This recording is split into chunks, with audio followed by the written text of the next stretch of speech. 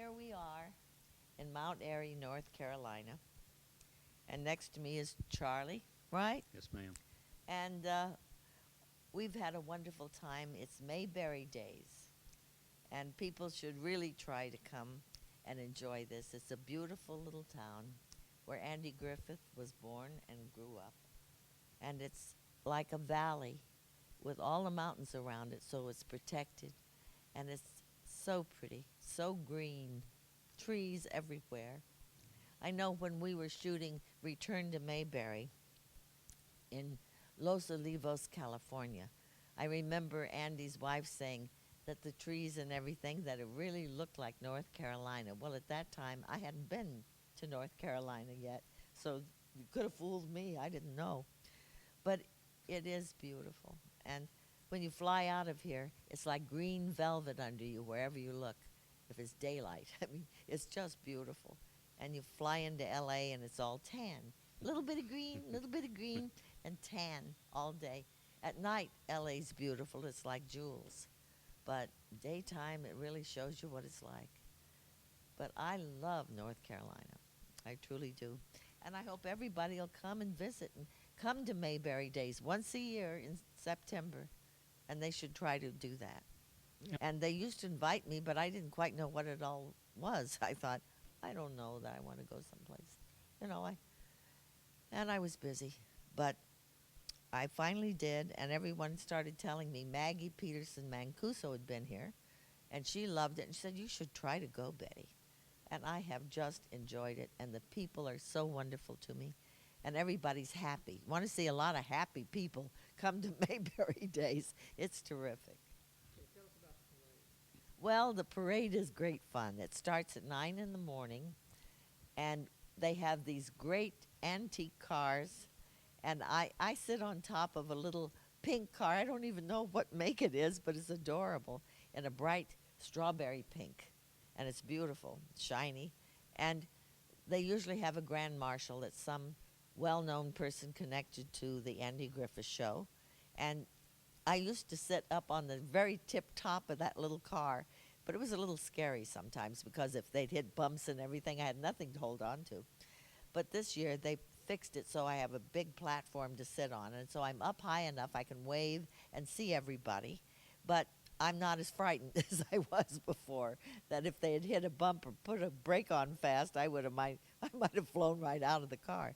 This way I was safer, and I had a great time, and people line up all over the streets. I don't know how far we go, but we have such wonderful crowds, and everybody's happy and waving and saying, Thelma Lou, taking pictures. It's terrific.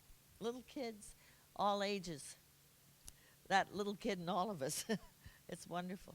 Which, Yeah. for the Andy Griffith Show. I don't think it ever occurred to any of us. We knew it was a wonderful show, and we loved doing it. But I don't think it ever occurred to us it would go on, or that at my age I'd have people thrilled to see me and wanting my autograph and everything. Never occurred to me in a million years. And I'm very grateful, truly grateful, to have been connected to a wonderful show that people love, and that it means a lot to them. Some people, their eyes filled up with tears when they see you, not because they are sad over me or anything, but because they're so thrilled about the show. It isn't me personally, it's that show, and it is a great show. Well, it is you personally, too, because you were a part of what made the show so great. The people come to see you and to Well, remember that great show. they like Thelma Lou, it seems, pretty well, all right. And they loved Francis as Aunt Bee, and little Ronnie when he was little as Opie, and Hal Smith as Otis the town drunk, who was a sweet drunk. He was not a terrible person. And, of course, Andy and Don were just terrific together. And I think it's a rare show that has the combination of two actors like those two, that they were just perfect together. What particular, if any, episode stands out in your mind as your favorite? I wish people wouldn't ask me that, because I loved so many of them. It's very hard. But I loved the choir.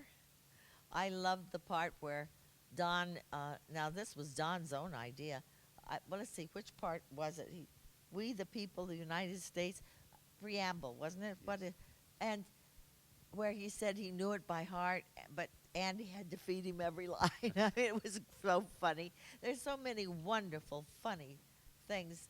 They're touching things.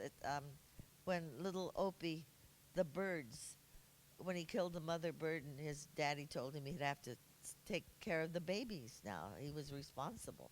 And he did, and he loved them so he didn't want to give them up. And then his father said, well, you have to let them go.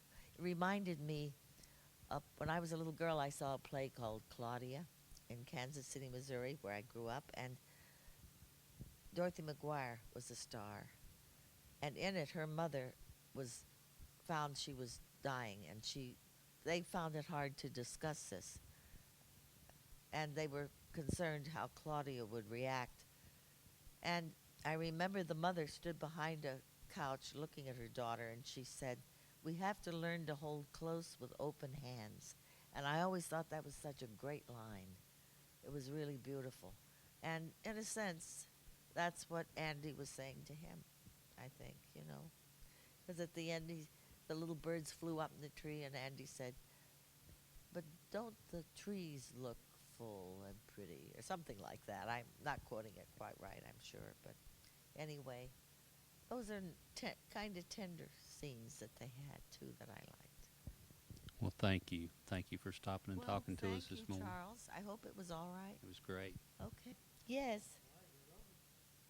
This is Betty Lynn. It's Thelma Lou from the Andy